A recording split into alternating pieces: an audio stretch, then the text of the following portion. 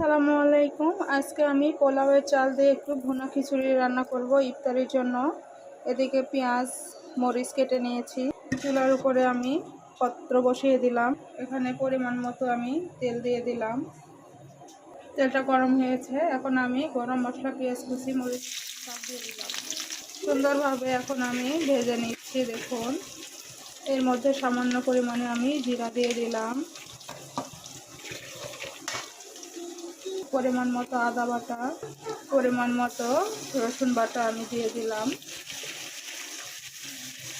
পরিমাণ মতো লবণ, সামান্য পরিমাণ হলুদ গুঁড়ো, সামান্য ধনিয়া গুঁড়ো দিয়ে দিলাম।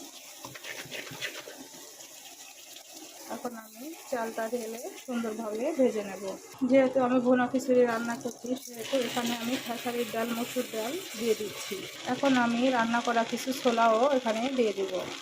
সুন্দরভাবে আমি এখন চালটা ভেজে নেব। সুন্দরভাবে আমার চালগুলো ভেজে নেওয়া হয়ে গিয়েছে। এখন আমি পরিমাণ মতো পানি দিয়ে দেব। এই তো আমি পরিমাণ মতো পানি দিয়ে দিলাম। এখন আমি ঢাকনা দিয়ে দেব। দেখুন, বলক উঠে গেছে।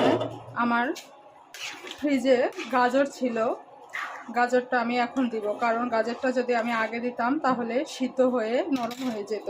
এখন বলক এসে গেছে, এখন আমি দিব গাজরগুলো। এখন আমি নেড়ে দেব।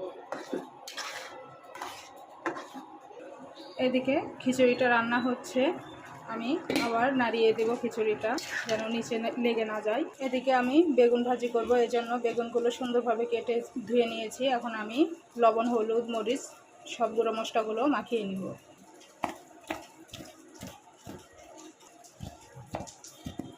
ফাইনালি আমার খিচুড়িটা হয়ে গিয়েছে, এখন আমি নামিয়ে নেব।